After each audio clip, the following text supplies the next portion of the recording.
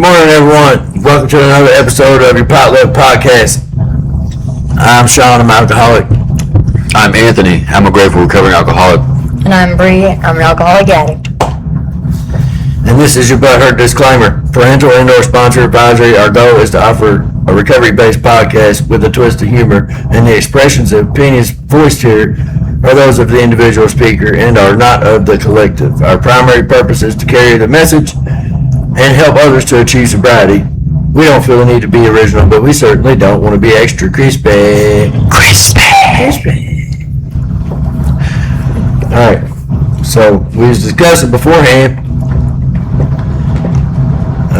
themes Yeah. and or topics. So pull out the handy dandy iPhone. Yeah. Right. Used to be a notebook, but you know, times change. Today's reading from the Daily Reflections, July 26th. The worth of sobriety. Every AA group ought to be fully self-supporting, declining outside contributions. This from the 12 Steps, 12 Traditions, page 160. When I go shopping, I look at the prices, and if I need what I see, I buy it and pay. Now that I'm supposed to be in rehabilitation, I have to straighten out my life. When I go to a meeting, I take a coffee with sugar and milk, sometimes more than one. But at the collection time, I am either too busy to take money out of my purse or I do not have enough. But I am there because I need this meeting. I heard someone suggest dropping the price of a beer into the basket, and I thought, that's too much. I almost never give $1. Like many others, I rely on the more generous members to finance the fellowship. I forget that it takes money to rent the meeting room, buy my milk, sugar, and cups. I will pay, without hesitation, 90 cents for a cup of coffee at a restaurant after the meeting. I always have money for that. So how much is my sobriety and my inner peace worth?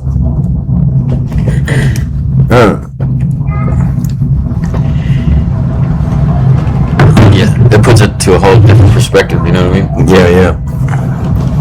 So when I first come into rooms this time,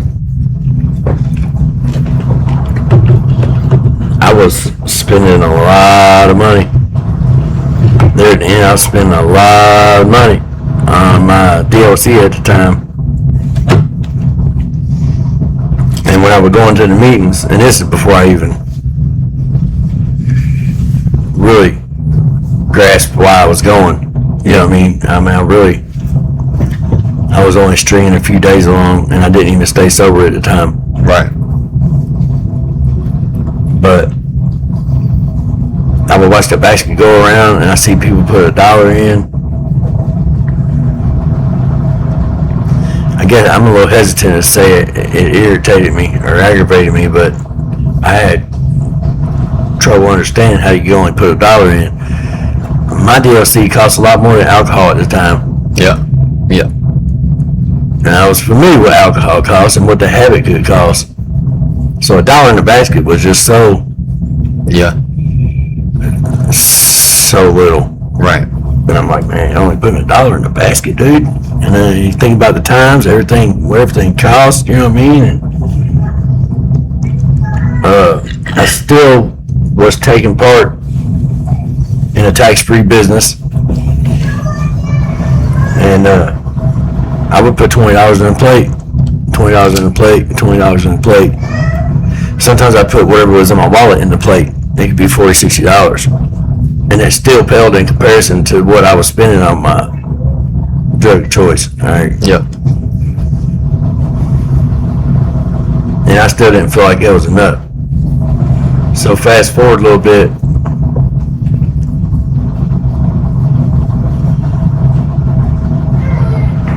My excuse, or in my defense, I go to a lot of meetings, bro. Yeah.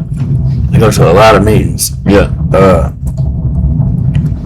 And I don't carry cash on me a lot of times now. Yeah.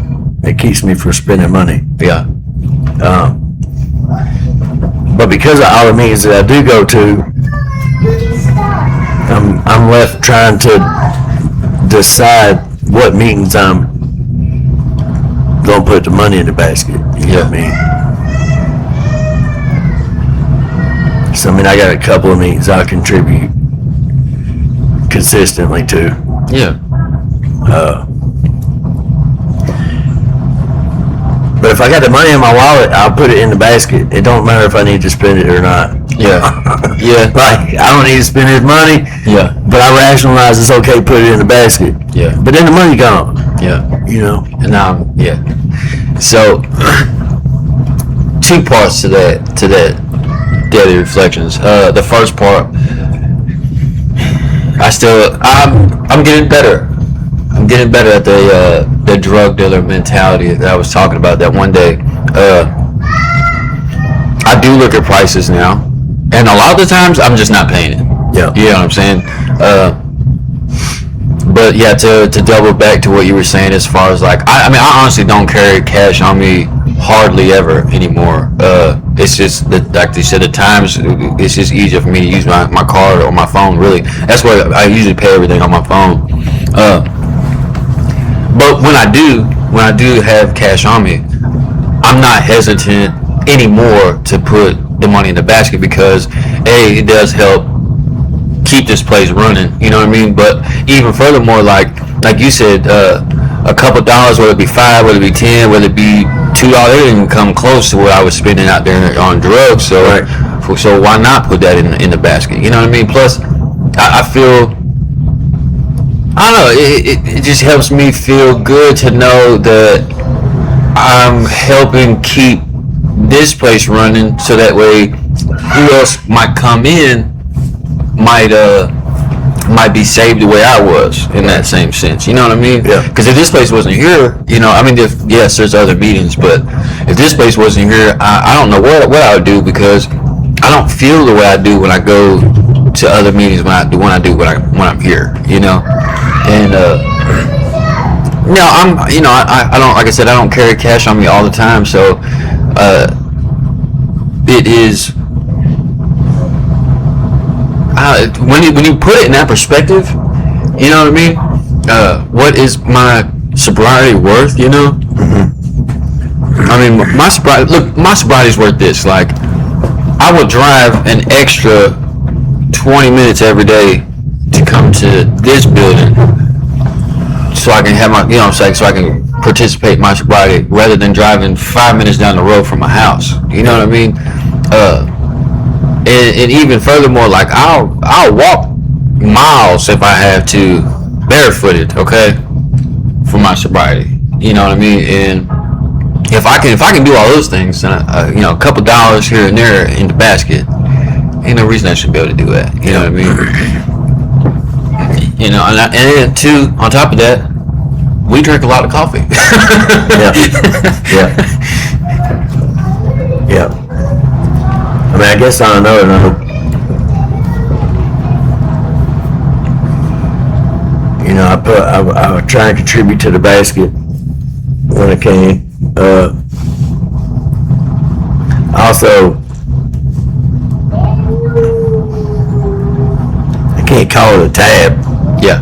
But like, I stayed paid up ahead of myself at the counter. Yeah. You know what I mean? Yeah. I'm pretty sure I stay ahead. Like, I don't think I ever even catch up to what I pay before I pay some more. Right. You know what I mean? But it's not even in the mind Yeah. whether I owe, because I just try and give a little bit more, Yeah. you know, than what I take. Yeah. Regardless whether there's meat left on the bone, so to speak, or not. Yeah. I'm grateful to give that Yeah. meat or whatnot. You know what I'm saying? That is another thing that I have been tossing around, you know.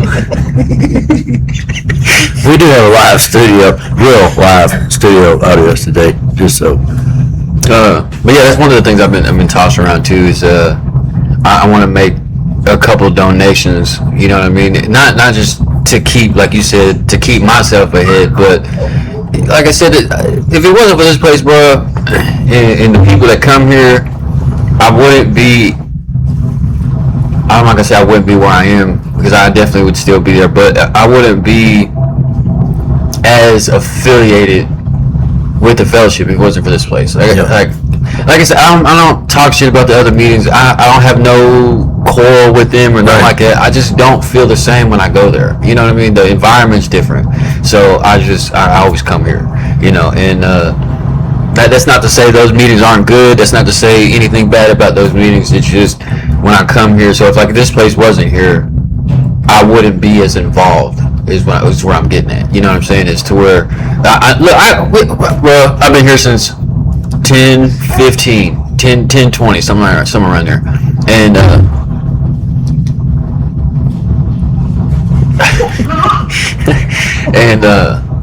we were here before this place was, you know, for the guy opened the door. You know what I mean? And I can't go and sit outside any other meeting and just sit there. I mean, I could, but people will go, like, what are you doing? You know, there's no question here. You know what I mean? And it's just home. It's just home. Like, I know if I needed to, I could just sit on the porch, smoke a couple of cigarettes, maybe, you know, catch myself from, you know, either going backwards or anything. Yeah, just having a bad day, just come. I don't even have to like come inside. I can literally just pull in the driveway and I just feel better. You know what I mean? And I couldn't imagine what my recovery would be like if I didn't have this place. You know what I mean? Yeah.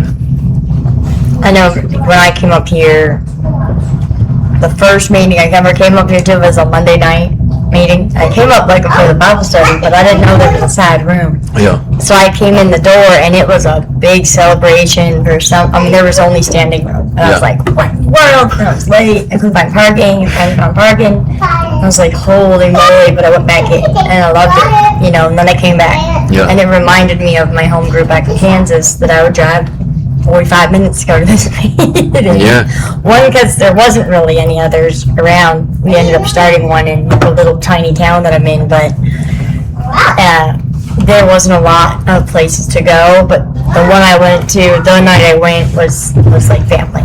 My treatment center went there, and I was just really connected with the people there. And this reminded me of that. Yeah. And I had others when I was in Pittsburgh, at the other Oxford house, but none of them were like my home group, like that I went to before. So that's what reminded me, like, why I kept coming here, because it was just a better knit group of people that were actually living recovery, trying to. When my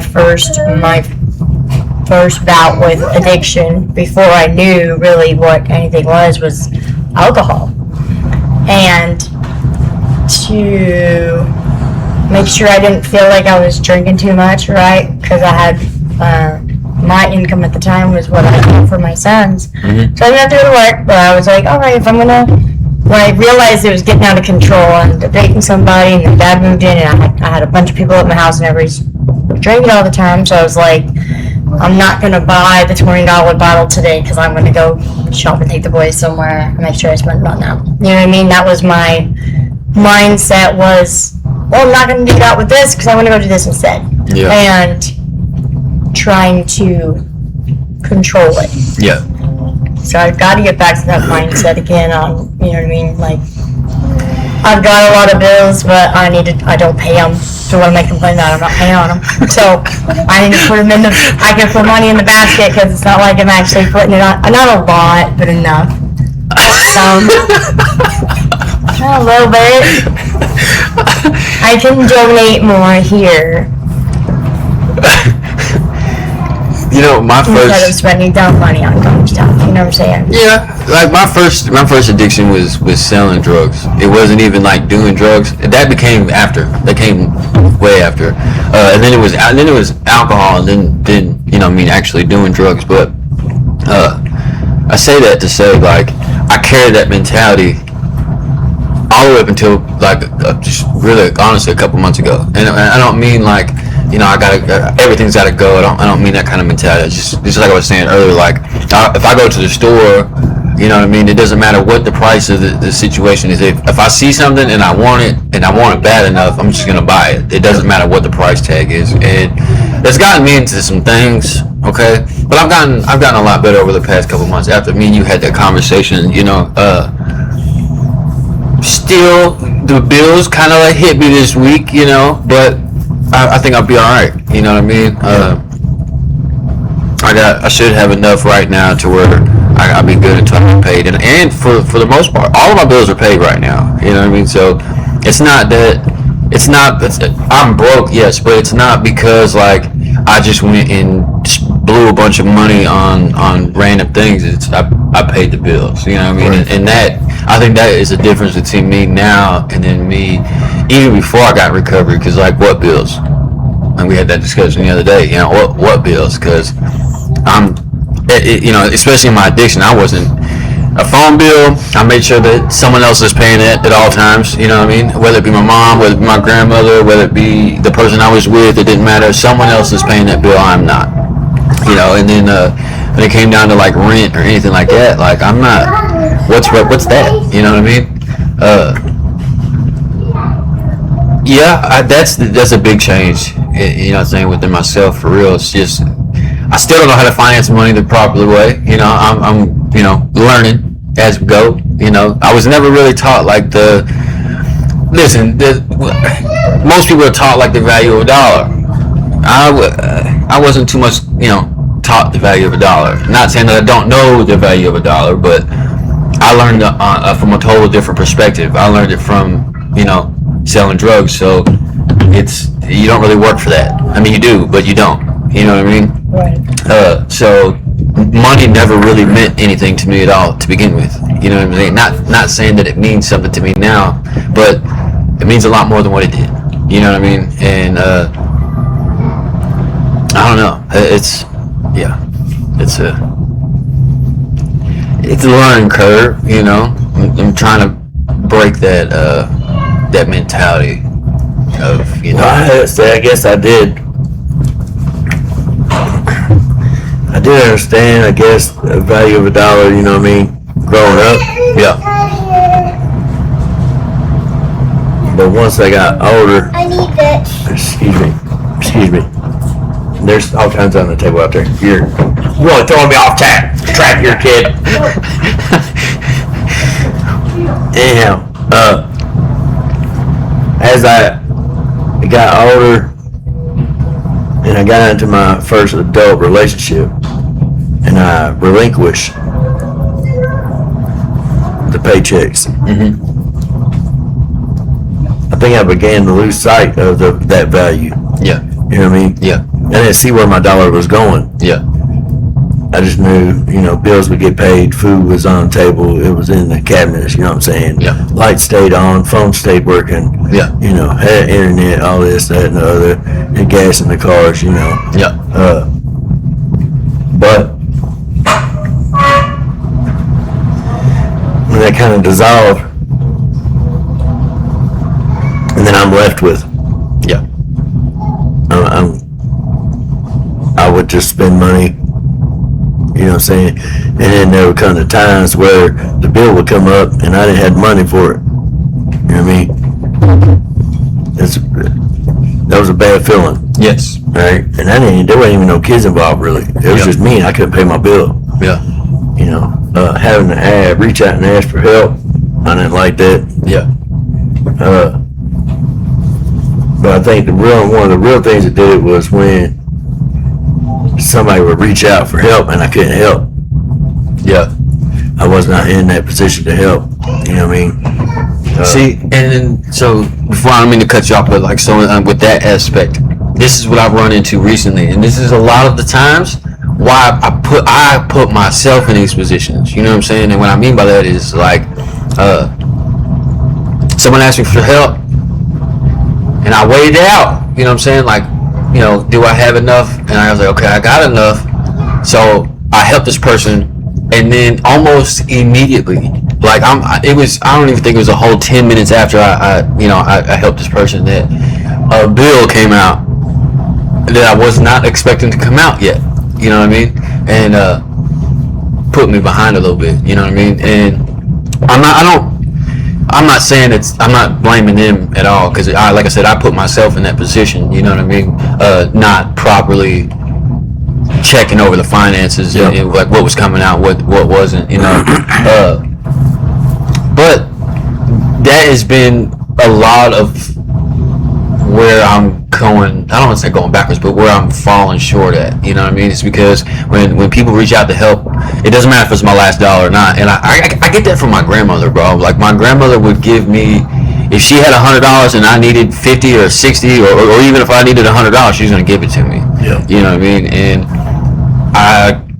not saying that like I do that for every single person I come in contact with, but like if I can tell that this person needs help, you know what I'm saying, and they're like genuine with it, you know, then yeah, I'll give you the shirt off my back. You know what I mean? I'll give you the last dollar I got if you need it. You know, it's a blessing and a curse. So, when I came out here, I've in the last year and a half, my reliance on having to trust God to provide is, I mean, I can't explain the realness. The vehicle I have sitting outside, I got 2 days before I left to come to Kentucky. I didn't know I was going to have a vehicle to get here because the ex had the old car. Yeah. And he needed it for work. I found where I was going to be at. I was about to get a bus ticket. Parole said I was good to go. I'm out. So I had to figure out how I was going to get here. I got 3 days to figure it out. 2 days before it happened, my grandparents called me and they had got that car. My plan was just get here. There was no, I got to this, I got to this. No, I worked at McDonald's. I found a McDonald's I could walk to from the Oxford house I was moving to. It was the same distance I was walking anyway, because I walked from the old Oxford house to work. In the rain, ready to get out to be at work at 4 o'clock in the morning. I am not a morning person, but somehow made it work, because that's what I had to do. Plans, when I get to, I'm not good at planning, because plans don't happen. That's why I'm stressing out right now, because there's been a plan, it's been in motion, and I'm this close, and I think it's going to fail. Right? I'm stressing out. But I've had to, I've had a job since I was 14 years old. A real job. Yep. Not the babysitting gig that I did from, 10 years old. Whatever my worth was to you, whatever you could pay me is what you'd pay me. And I'd watch 5 kids at a time at 13 years old. That's what I was good at doing. But I knew, one, I didn't know the value of a dollar, didn't know the value of me. I just said, hey, whatever you can pay me, it's cool. I just like doing what I do. Right. Budgeting wasn't, I tried. When I had the boys, I paid all the bills. Whatever was left over was left over. Sometimes it was pushing it. I was better about it. And then the addiction, I've lost some brain stuff. I don't know,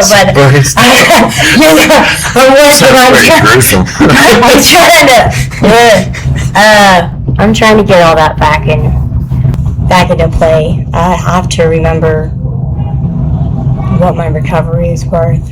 Yeah. Went to church today and prayed with the pastor, and I can't even. I'm really glad this was the topic, because any other topic I can't even talk. I'm gonna do it again. Sorry.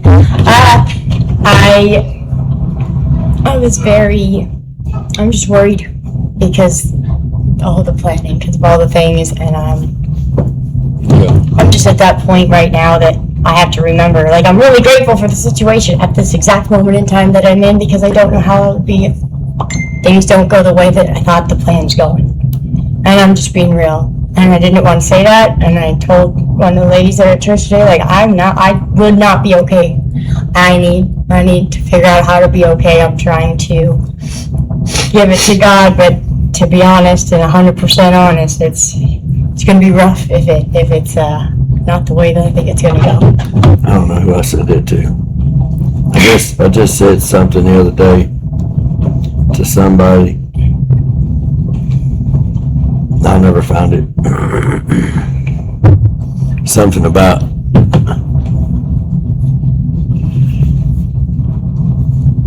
I don't like planning. Yeah, I don't either. Like, I almost refuse to. Mm-hmm. Not even a few days out. Yeah. No, because something happens. when I plan, I have expectations, and when I have expectations, I let myself down every time. Yeah. Right. Mm-hmm. Yep. Okay. So what I can do, though, I can prepare. Yeah. Yeah. See, How do I prepare?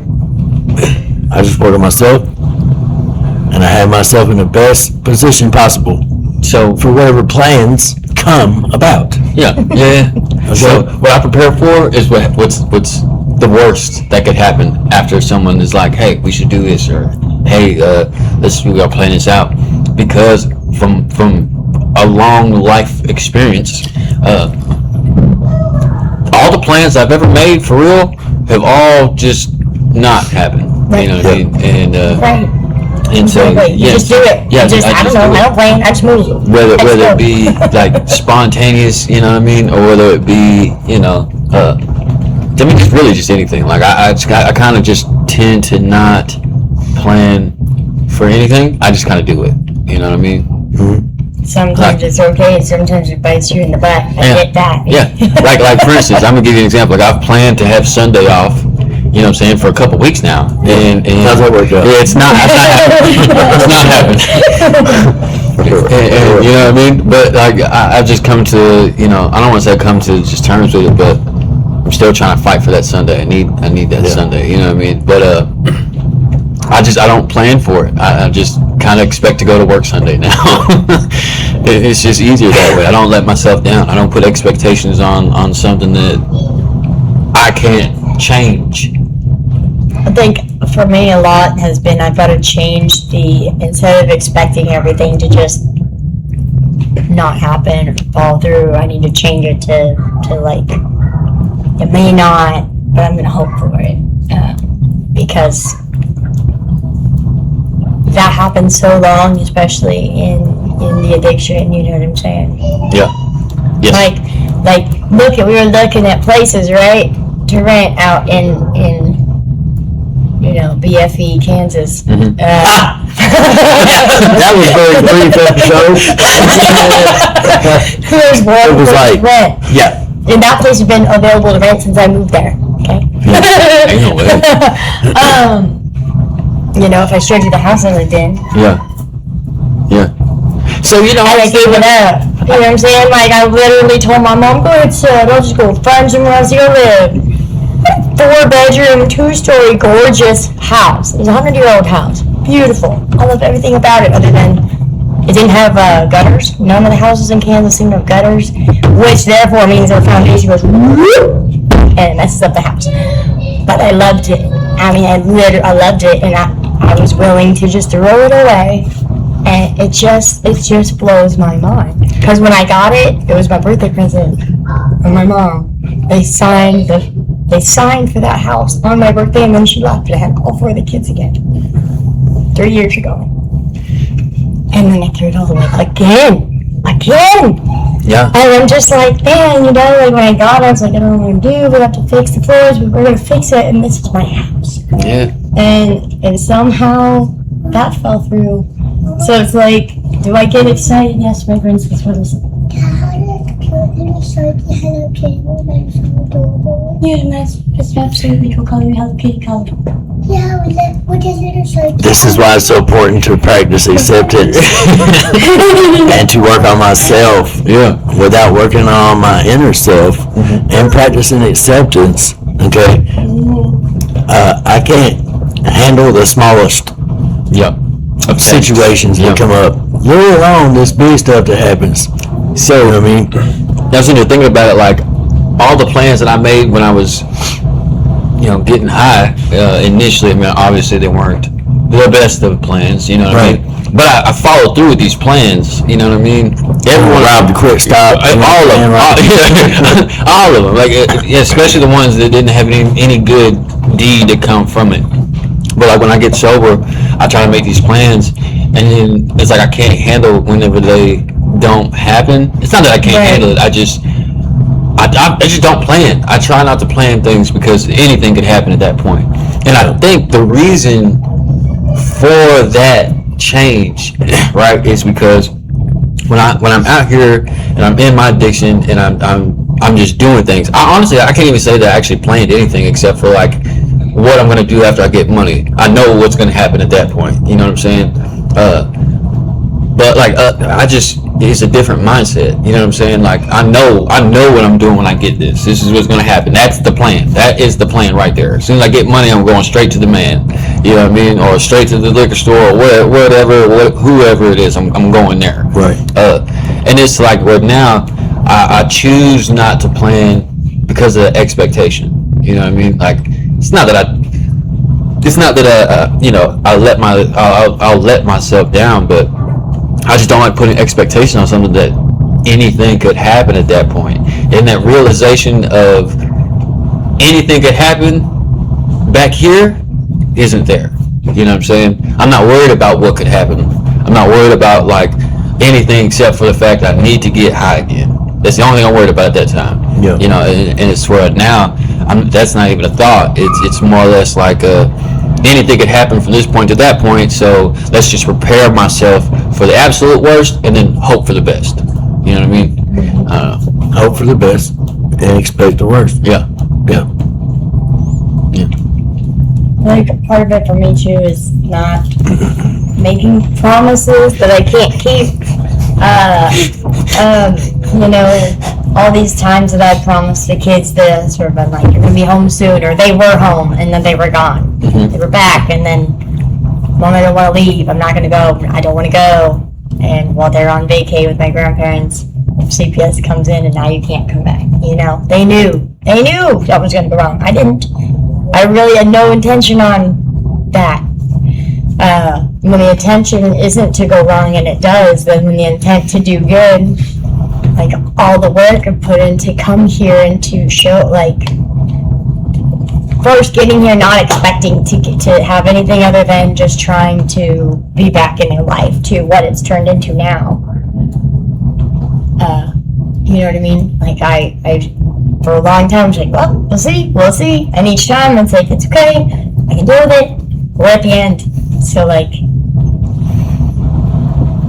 I don't even know. Oh man. I'm just trying to, one day, I have to just do it one day at a time. Oh, but it's really hard.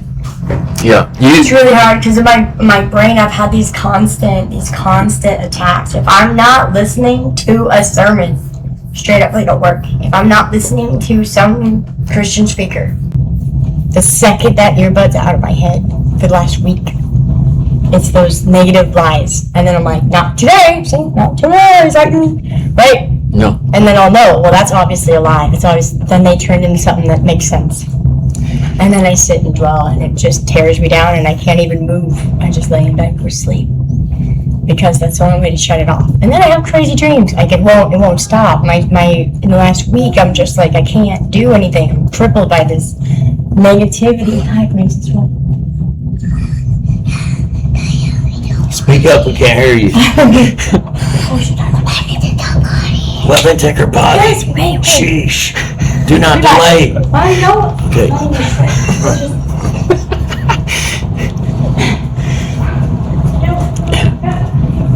But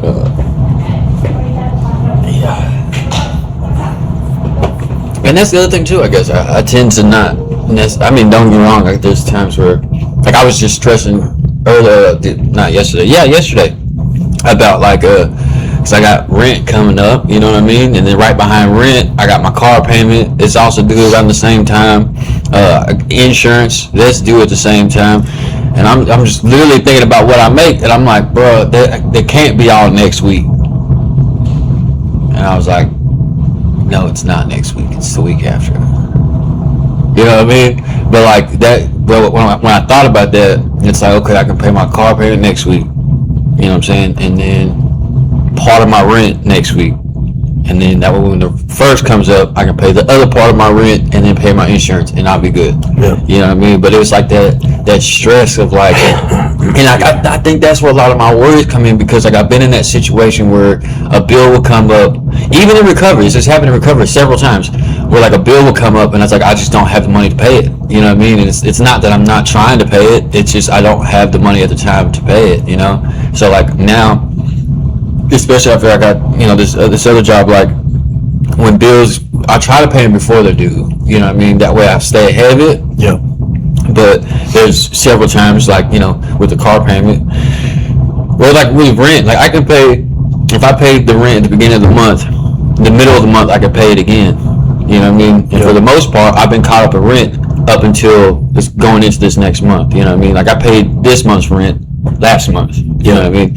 And that's what I'm trying to do. I'm trying to stay ahead of it. That way, A, I'm able to save a little bit more money, but B, when situations arise, like other bills pop up that I'm not aware of, or like, not necessarily not aware of, but I wasn't prepared for it to come out when they do, I'm okay still.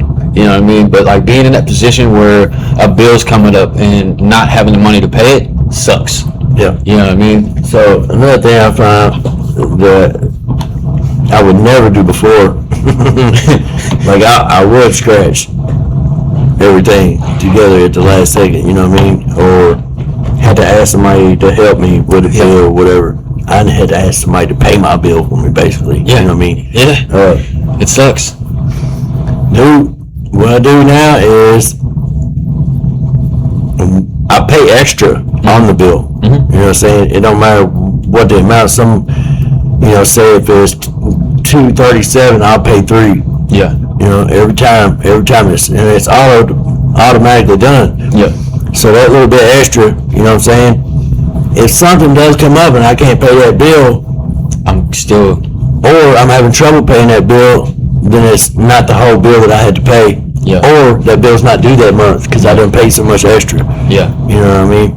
The only thing I'm not doing that with right now, because in my mind when I signed the thing to do it, to make the payments, is like I'll do that later. You know what I'm saying? Like, I'll add extra to the bill later. Yeah. You know what I mean? So then on the bike, I'm looking, and I may pay 4, 5, 6 payments or something. But you know how much money's went to the bike? Probably quite a bit. No, to the bike. To the bike. Just to the bike, from all the payments that I've already paid. Oh, yeah. 2 bills. Yeah, probably. $200. That's all that's went towards The principal, yeah. everything else done. Interest. Yeah. Yeah. But see, that's why if I pay extra, it kind of knocks it down a little bit. You know what I mean? Yeah. $200, bro. That's all I paid on that bike, dude, in like 5 payments or something. Yeah. It's crazy. Yeah. That's the situation I've been running into with my car. Now, a lot of it is because, like, when I was being laid off here and there, you know what I mean? I was getting behind and whatnot, so a lot of the payments was going towards the interest that it had built up in that time. But now I've realized that, like, so say my car payment is like $275, I can almost guarantee that maybe $75 is going towards the principal. You know what I'm saying? Maybe. Yeah. If I'm lucky. You know what I mean? I try to do the same thing, at least a little bit more. You know what I mean? Whether even if it's only $25 more, I'm still trying to put a little extra towards that. That way, next month instead of paying $275, I'm paying $250. You know what I mean? Or instead of paying $250, I'm paying $225. You know what I'm saying? Yep.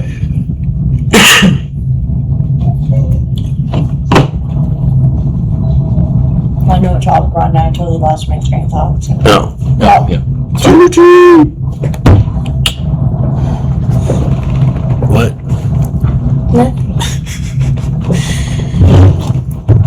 Unless y'all remember where I was out. I have no idea where he was. Yeah. He was the 200 South Row president in the side room Yeah. at the head of the table. At the head of the table, the matriarch. Yeah. Yeah. Shush. Why am I at the head of the table again? That's where you chose to sit. Yeah. No, it is not. That was the only vacant spot. Stop it.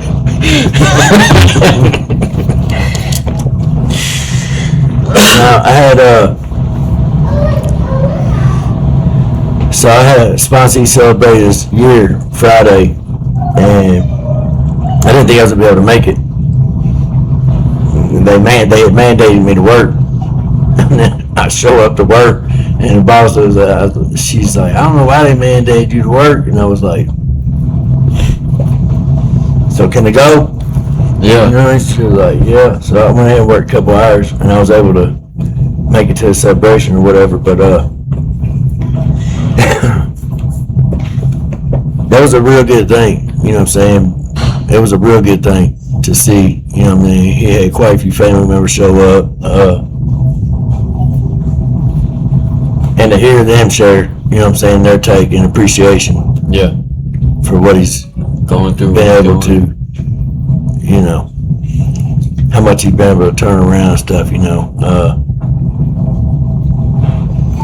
It's a good thing to see, witness, you know what I mean. I really like it when the family can Yeah. come, and when the family, the ones close affected, you know what I'm saying, affected the most really, can share. Oh yeah. You know, so I've actually had this conversation with my sponsor a couple of different times because like I felt like I was doing something wrong. Okay. So I got like 2 active sponsees. Okay. 5 total since I've been in recovery this time. And I got only one that's actually attempting to work the steps. You know what I mean? I only hear from one. Yeah. You know what I mean? I've reached out a couple times to the the other ones, but at no avail. So I asked my sponsor. I'm like, bro, like I don't feel like I'm a bad sponsor. You know what I mean? I do what I was taught to do. You know what I'm saying? And I can only do what I can do. It's not my recovery at that point. You know what I mean? I can only invite you along my journey. You know? And I feel like I was doing something wrong, bro, because like I've got a couple of different sponsors. People ask me to be a sponsor. I tell them what I need them to do in order for me to get to that point to where like, yeah, I'll sponsor you. They do it, and then it's time to work steps, and it's like, no, I'm not even gonna message you or call you or talk to you or. So I go out of my way like, hey, bro, you okay? You know what's going on? I don't get no response, and then it's like I haven't walked anyone through the steps. You know what I mean? And a lot of the times I felt like it was me. Like, did I do something wrong? You know what I mean? But I was talking to my sponsor, and he's like, bro, you're not doing anything wrong. It's not anything you do. The only thing you can do is continue to do what you're doing, and then keep inviting them along your journey. If they want to take it with you, they will. Yeah. And but I felt like I was doing something wrong. It's like you go far enough. You're willing enough to ask someone that you don't know to be your sponsor, but you're not willing enough to put the work in for that. Right. You know what I mean? And I don't know, for a while, I don't feel like it anymore, but for a while, I was like, bro, am I doing that? You know what I'm saying? Did I do something wrong? Right. You know what I mean? But then it's like, I realized like, it's not my recovery at that point, you know? Right. Yeah. So, I've got like 40 sponsees. Yeah. I've got 4. Yeah. That work, one of which I question whether it is even alcoholic or addict. Certainly hasn't come to that conclusion on his own. You know what I mean? But on that note, as a matter of fact, the ones just celebrated. You know, we got together and we worked. You know, we had a few sessions together, and you know, I mean, life on life's terms. He was blessed with a child, you know what I'm saying, and working and busy life, you know. But I didn't chase him down, you know. I ain't on him all the time. When you gonna go work? When you gonna go work? You know, when we gonna go to work? And eventually, a few months later, he asked me. He's like, "Well, we get together and do some step work, whatever, you know." Had him meet me at the recovery church, whatnot. And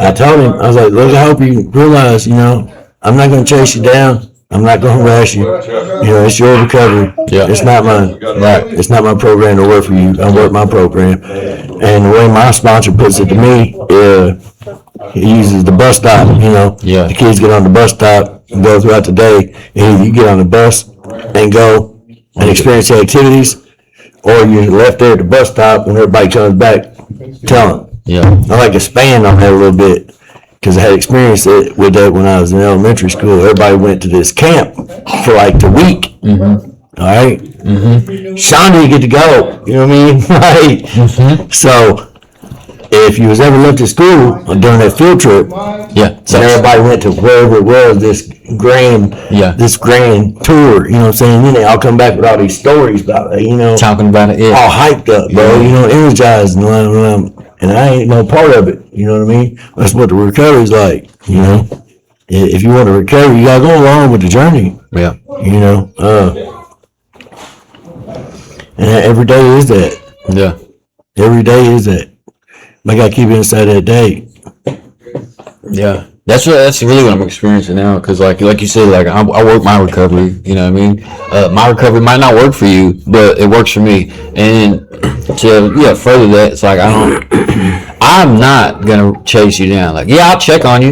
You know what I'm saying? Make sure you're okay. You know, but I'm not gonna chase you down because it's not my recovery. You know. Yeah. It's, and I did for a while. I felt. Yeah, I feel like it was my fault. You know what I'm saying? Like I was doing something wrong, or like I said something wrong, or you know what I'm saying? But then I realized like it's not me at all. You know, and that's the disheartening part of, and that's really like honestly part of the reason why I didn't want to be a sponsor to begin with. You know what I mean? Because it was like, bro, I was a sponsor at one point in time, and like I did more harm than I did help. You know what I'm saying? But at that point in time, I wasn't trying to do right myself in the first place. So a part of that is the reason why at first I wasn't trying to do it. But then at the same time, like the fear of hurting someone instead of helping this person, and then just really being the reason that someone doesn't make it. You know what I'm saying? Yeah. And for a while, it took so I finished my steps probably about 7 months into me. Well, about 8 months into my recovery, I finished the steps, and then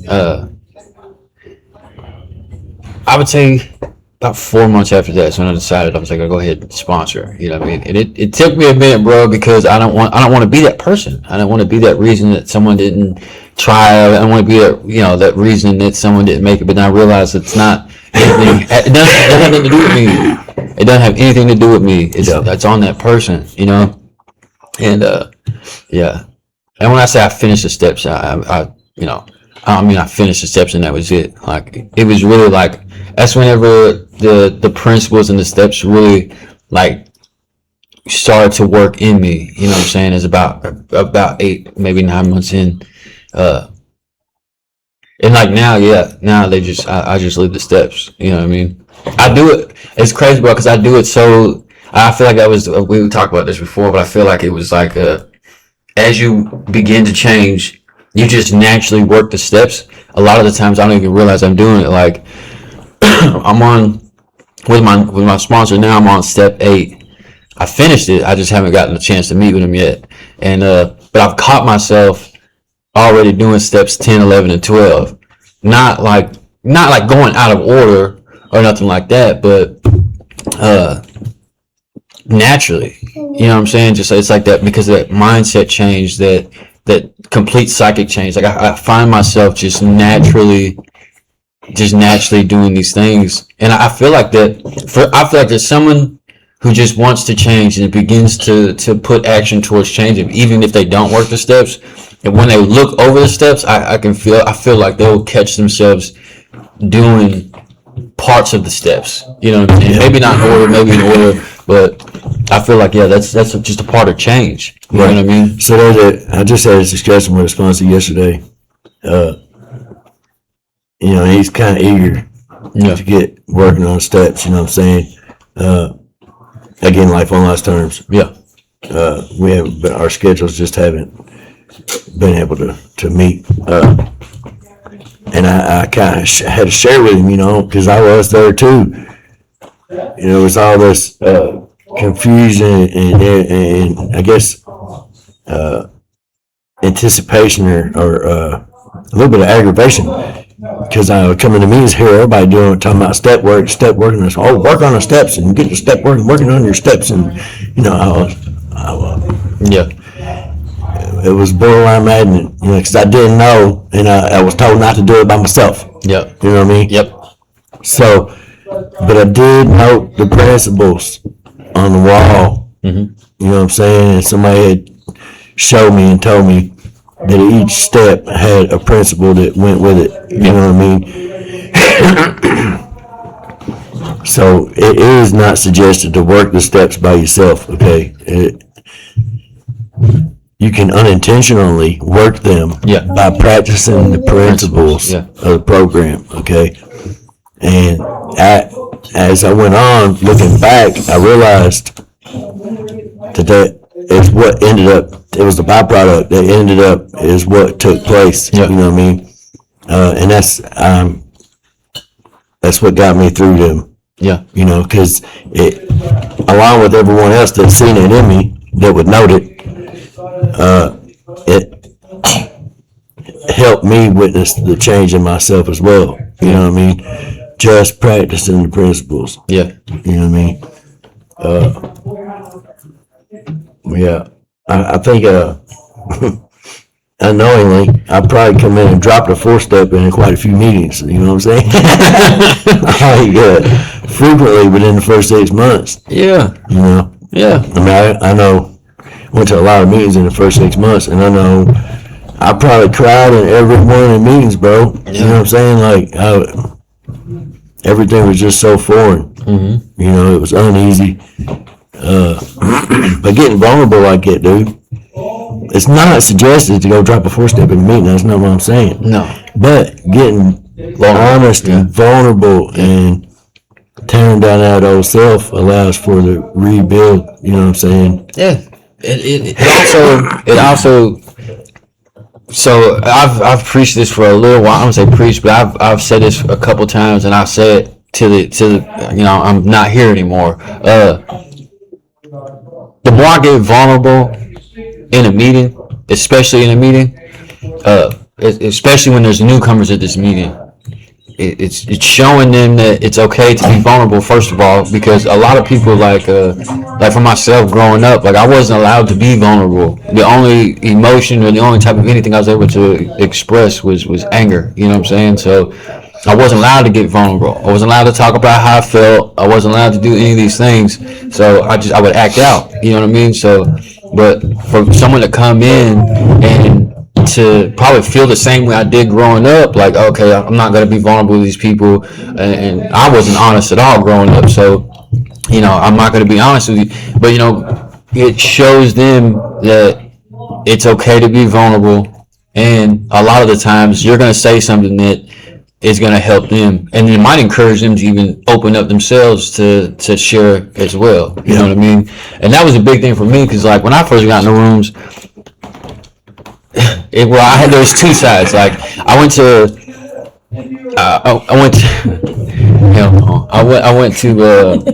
the healing place in Campbellsville, and for the first couple weeks I really didn't say nothing. I would just be in there, and then after probably about 2 weeks or so, they said that I talked way too much.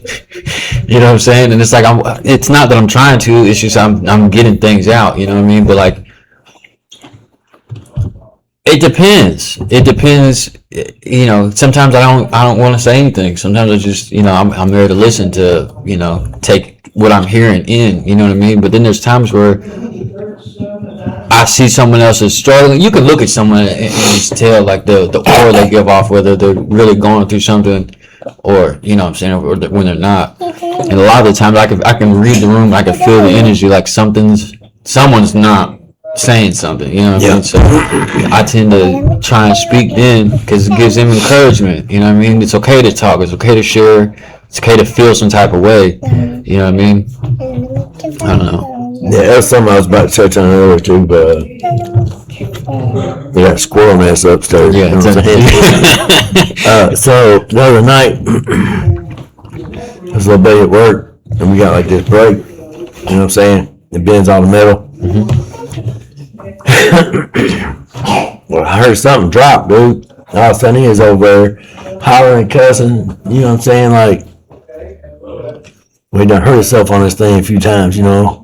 And finally he just, you know, mad about it. Yeah. So we get talking that next night when we get to work. And, you know, apparently he's drinking or whatever, you know. I think he said 4 or 5 days he ain't drank. And waking up, you know, with the Shakes. I was like, bro, it's DTs. Yeah. You know what I'm saying? Like I told you, chocolate can help. You know what I'm saying? Yeah. He was talking about how sometimes he just gets mad. You know what I'm saying? And, just start cussing, hollering, screaming, cussing. Bro, I just had to think back. I think I've been like that about 5 times, maybe, in 2 years. 5 times in 2 years. I'd be like that 5 times a day at bare minimum. Yep. Like just totally angry, toxic, bro, volatile, just venomous. For no reason. Oh yeah. At work, all day at work, outside work, in the grocery store, it don't matter. You know what I mean? And then we had an incident the other night at work where the police is in the parking lot. And everybody's like, the whole place is buzzing about, wow, was the cops there? You know what I'm saying? Oh, was they there for me? It was like, I looked at him, I was like, look, I said, that's the best part of my life.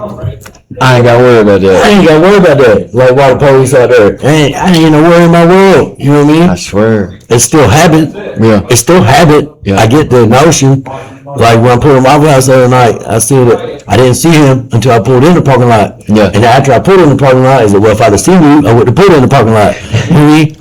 But I ain't got no reason not to. Yeah. You know what I mean? So that's another change that I've seen in myself. You may recall when I first started, hanging out and whatnot. Like if I see blue lights, especially ahead of me, I'm going the opposite direction. It doesn't matter. Well, I don't even act the same way whenever I see blue lights, whether they're behind me or in front of me. You know what I'm saying? I've got to that point now where like I ain't worried about nothing. I know that I am 100% okay. You know what I'm saying? 100%. My car's registered. I got insurance on the car. I don't got nothing in the car. I don't nothing on me. You know what I'm saying? I'm not. You can pull me over if you want to. You know what I mean? I've been pulled over one time being in recovery, and it was because I said I didn't have any insurance, which it had expired the night, but I also got insurance the same day that it expired. So it was, it was dismissed. But that's the only time I've been, pulled over. And even then, after being pulled over, like, I treated him with respect, he treated me with respect, and it didn't go no further than that right there. You know what I mean?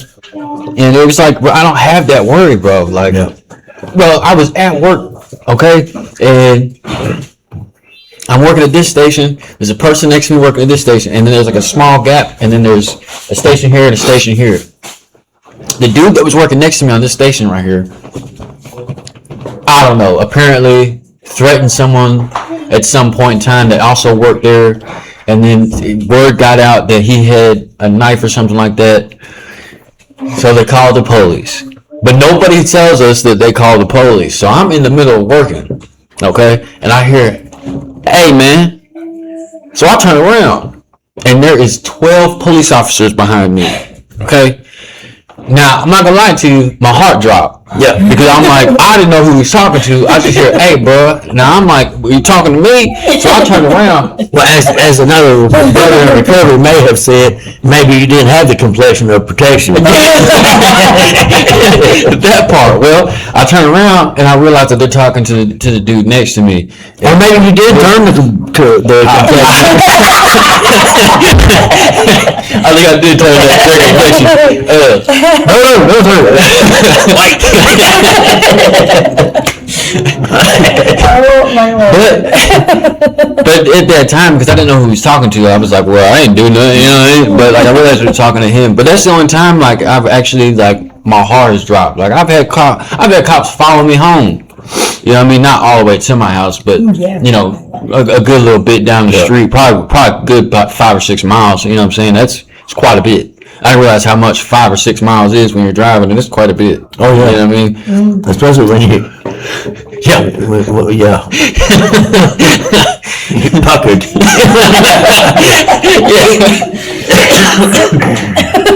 But yeah, I'm grateful that I don't have that. I don't have that worry, bro. I don't have that. I don't act the same way when cops are around. You know what I mean? I don't wave at them, and I don't make them apparent like I'm trying to stay away from them, but I just don't. I don't freak out like I used to. They don't bother me like they used to. Yeah. You know what I mean? A lot, I still feel the same way. I just don't express that. You know what?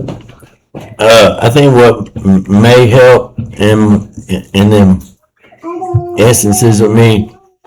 Look, bro, I don't even call them resentments no more. I used to have big resentments for anything that wore a badge. Yeah, me too. Anything in a uniform or a lab coat or anything like that. You know what I mean? I didn't care. Firefighter, paramedic, I don't care. Yeah. They had some sort of badge or official. Yeah. Like, no, I don't want nothing to do with them. I thank them all for their service.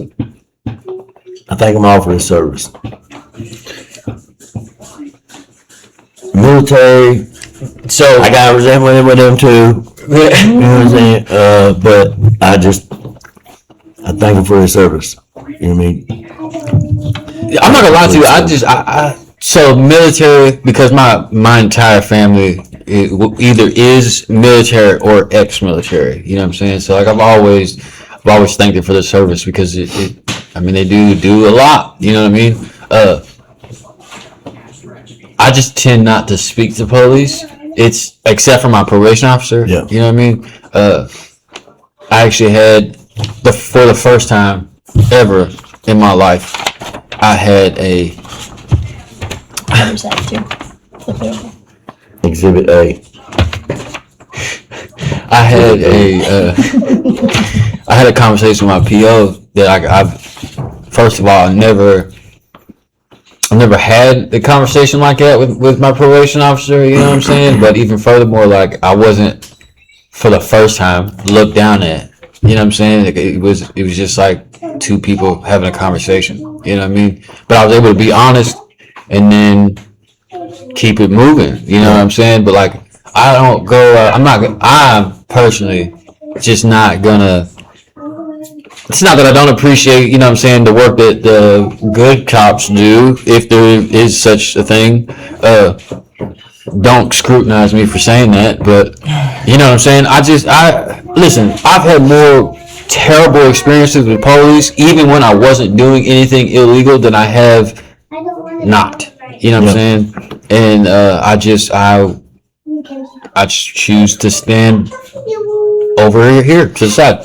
You know what I mean? I just don't want nothing to do with them. You know what I mean? Like I said, I've had experiences where I was absolutely an innocent bystander, and I absolutely went to jail several times, and I did nothing wrong. So I'm just gonna stand on. You know, y'all can stay over there. I'll stay over here.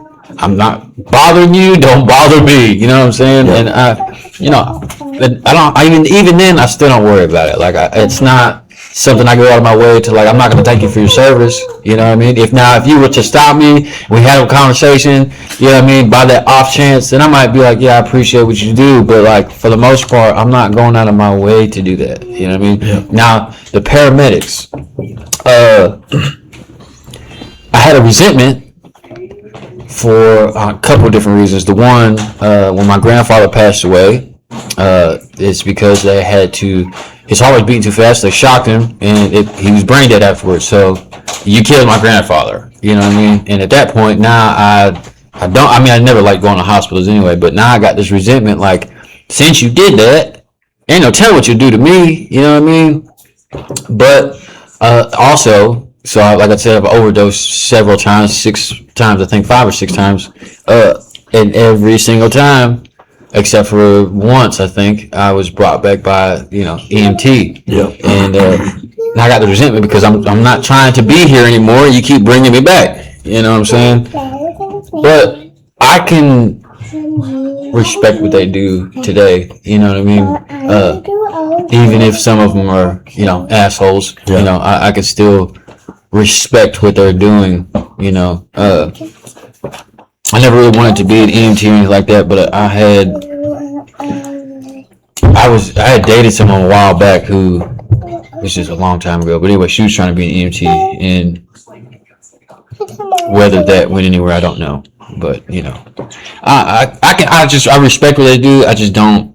I'm over here. Y'all can stay over here. I'm over here. You know what I mean? I just feel like me going out of my way because I do go out my way. I mean, there ain't no need for me to. I had no interaction with them. Yeah. Other than, thank you for your service. Yeah.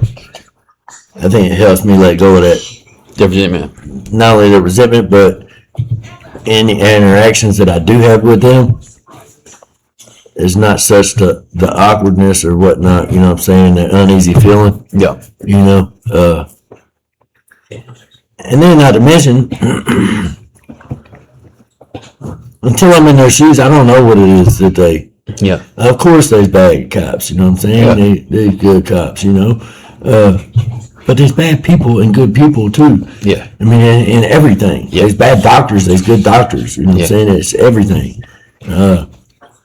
There's good cashiers, there's bad cashiers. You know what I'm saying? Like, I can't go around judging everybody off of the last interaction that I had with the previous person.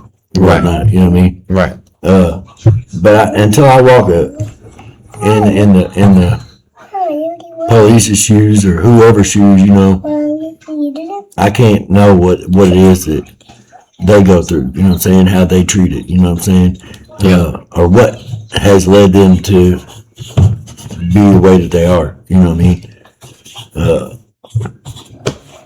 yeah.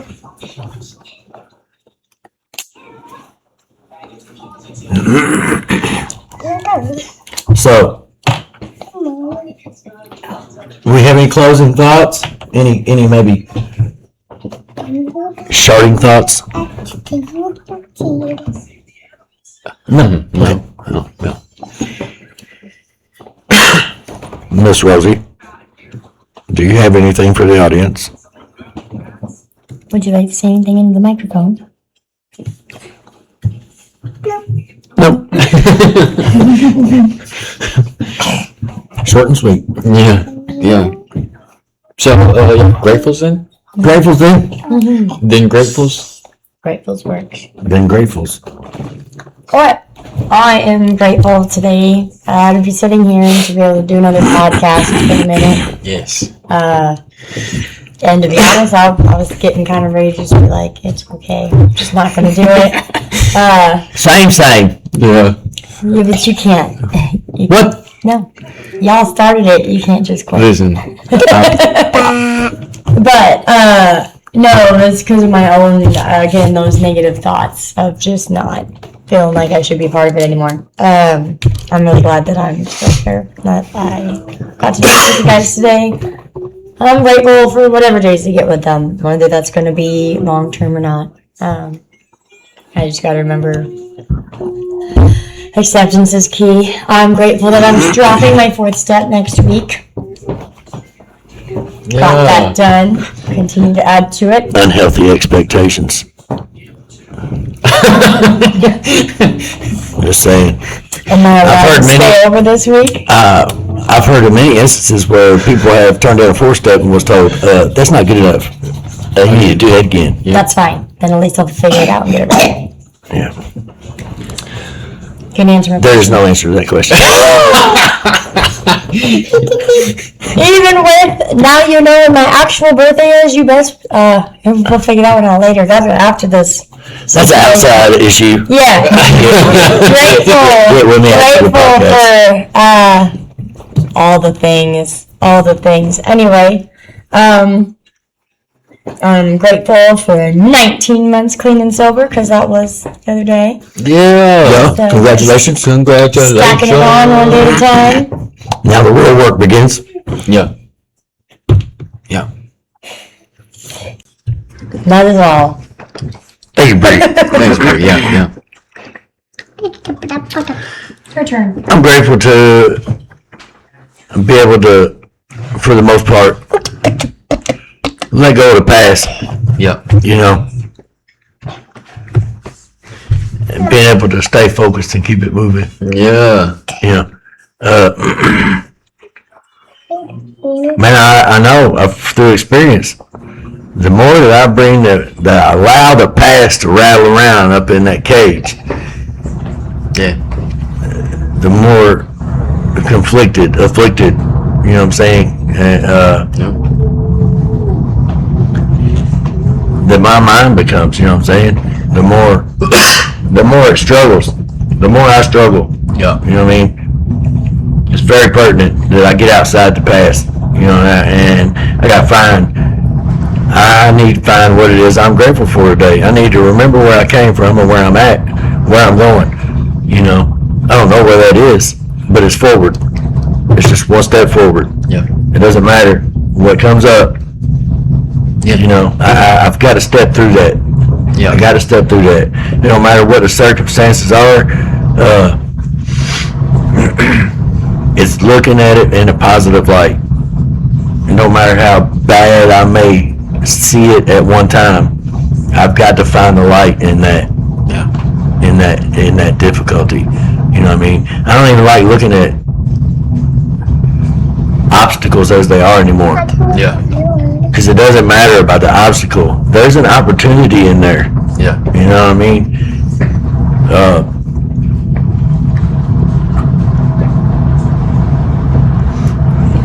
I'm grateful for the life I got today.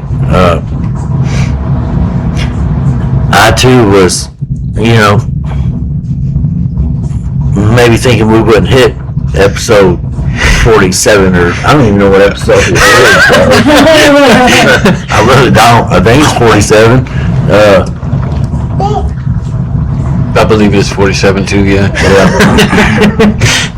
It is life on life's terms. You know what I mean? It's not always. It don't always go the way I want it to go or how I seen it going. A lot of times it goes better. You know, and if it doesn't go the way or as good as I think it would, it's like Kentucky weather, bro. Just stick around. Yeah. It gets better. It gets better. You know what I mean? It might get worse, But it might get better too. it'll get better. After it gets worse, it'll get better. Yeah. You know. I'm grateful for the job. It's growing on me. Yeah. It's growing on me. Yeah. You know what I mean? It's not a hassle getting up in the morning, is it? Yeah, they was true to form when they said in orientation, it's the people, it's not the job. Yeah. They get to people. Right. You know what I mean? It's definitely the people. Yeah. I think that's. I don't want to say it's anywhere, but there's a lot of places. Yeah. I mean, that's the reason why I stayed where I was at for so long. I've been practicing acceptance a lot at work. Yeah. Okay, I got this one coworker. I swear, it's the only one in the whole building that I've seen yet that gets paid to go around and give hugs and have side conversations. Like, don't hit a lick all day, any day, every day. Like it, I sit there and spin in my chair all the time talking about Mallory, cause I don't know where she's at, bro. You know what I mean? Like, this is supposed to be training me. Like, when I tell you, I'm pretty well suited for it. I'll figure it out. Yeah. But they just throw me out there. It was like, here. Yeah. You know what I mean? I'm right. Okay. You know, I ain't messed up that much stuff, but Still. I've messed up some stuff. That's what I'm grateful for. Grateful for all you. Yes. Yeah, I'm grateful for I was having that thought.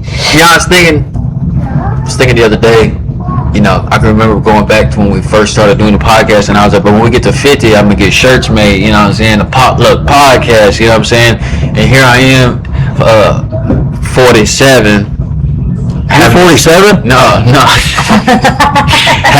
having these thoughts, episode 47, like, Well, you've aged well.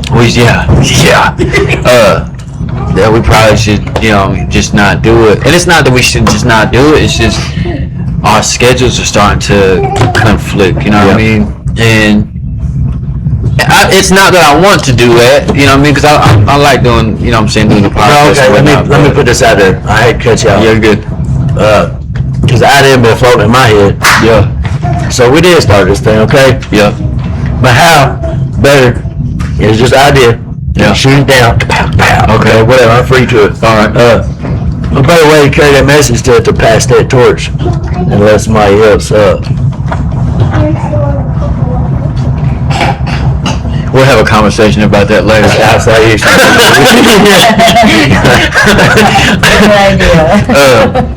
Anyway, so yeah, I'm grateful that we did sit down and do the podcast today.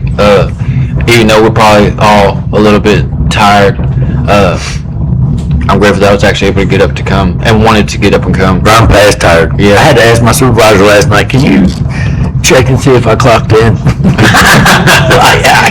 My days are running so on top of each other. She's like, yes, you did. I was like, whoa. You did. But yeah, I'm grateful for the life I live today, man.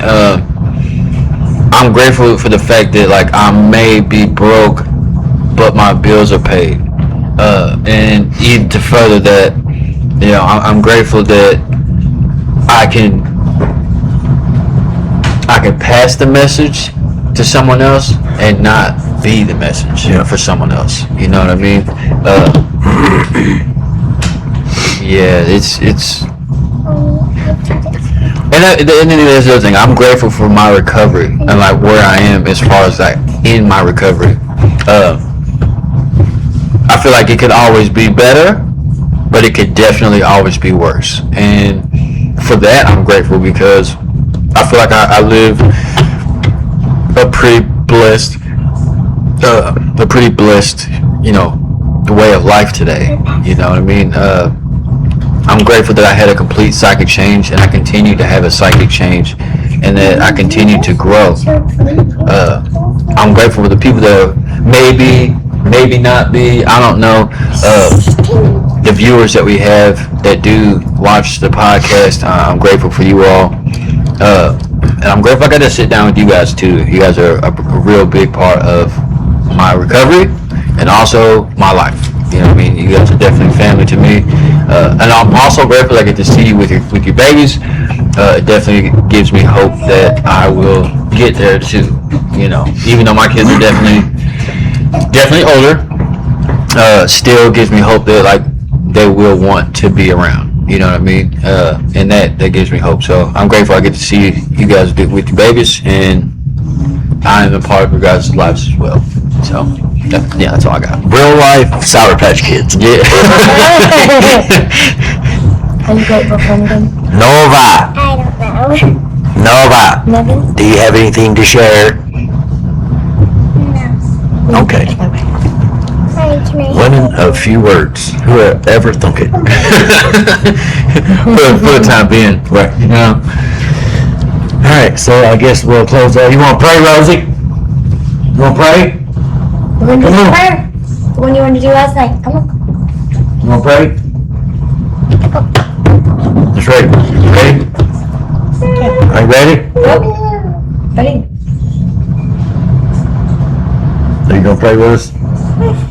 No. Sissy ain't going to pray. Out. Ready? Ready? Okay, pray. Who put the hairs on the bears? Our Father, who art in heaven, hallowed be thy name. Thy kingdom come, thy will be done, on earth as it is in heaven. Give us this day our daily bread, and forgive us our trespasses, as we forgive those who trespass against us. And lead us not into temptation, but deliver us from evil. For thine is the kingdom, the power, and the glory forever. Amen. Remember, it's not your way, it's Yahweh.